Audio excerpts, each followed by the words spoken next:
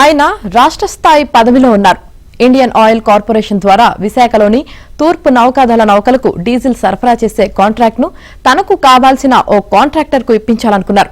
అంతకుముందు టెండర్లో పాల్గొన్న సదరు కాంట్రాక్టర్కు పని దక్కలేదు. దీంతో సదరు కాంట్రాక్టర్తో కలిసి బెదిరింపులకు దిగారు. కొత్తగా వర్క్ దక్కించుకున్న కాకినాడకు చెందిన 2 బార్జీ కంపెనీల యజమానులను 22న హైదరాబాద్లో ఓ హోటల్కు పిలిపించారు.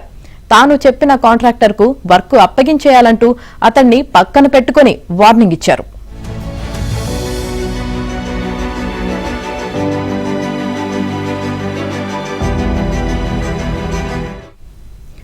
వారు లొంగకపోవడంతో నెలకు 2 లక్షల చొప్పున ఇస్తాం, వర్క్ అప్పగించండి అని ఒత్తిడి చేశారు.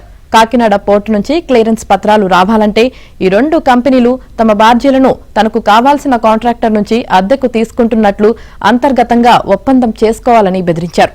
వారు వినకపోవడంతో ఆ కంపెనీలకు చెందిన ఆయిల్ బార్జీలను ఆ నాయకుడు కాకినాడ పోర్టులోనే నిలిపివేయించారు. పోర్టు అధికారిపై ఒత్తిడి తెచ్చి బార్జీలకు పోర్టు క్లియరెన్స్ సర్టిఫికేట్ ఆపించేశారు.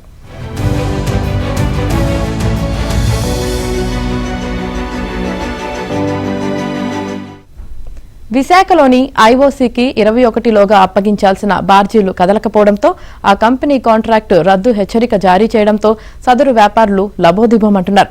విశాఖ తూర్పు నౌకాదళానికి నిత్యం 1000 లీటర్ల డీజిల్, బ్లాక్ ఆయిల్ అవసరం. సముద్రంలో గస్తీ దగ్గర నుంచి వివిధ విన్యాసాలు, కార్యకలాపాలకు నేవీ బోట్లు, నౌకలు, టగ్లకు కావాల్సిన ఆయిల్ను ఐఓసీ నుంచి సబ్సిడీ ధరలకు కొనుగోలు చేస్తుంటుంది. నౌకలకు ఆయిల్ సరఫరా కోసం ఐఓసీ ప్రైవేట్ ఆయిల్ బార్జీలు అద్దెకు తీసుకుంటుంది. ఇందులో భాగంగా 3 బార్జీలు కావాలంటూ ఐఓసీ 2024 డిసెంబర్లో కేంద్రానికి చెందిన జెమ్ పోర్టల్ ద్వారా 5 కోట్ల విలువైన పనికి టెండర్లు పిలిచింది. ఎంఎస్ఎంఈలను ప్రోత్సహించే ఉద్దేశంతో ఒక పెద్ద కంపెనీతో పాటు కాకినాడకు చెందిన 2 చిన్న కంపెనీలను గతంలో ఎంపిక చేసింది. Supreme Myron L1, kesari Myron L2, కేకే మైరన్ L3గా ఎంపికయ్యాయి. వీటికి 50, 30, 20 నిష్పత్తిలో ఐఓసీ కార్గో కేటాయించింది.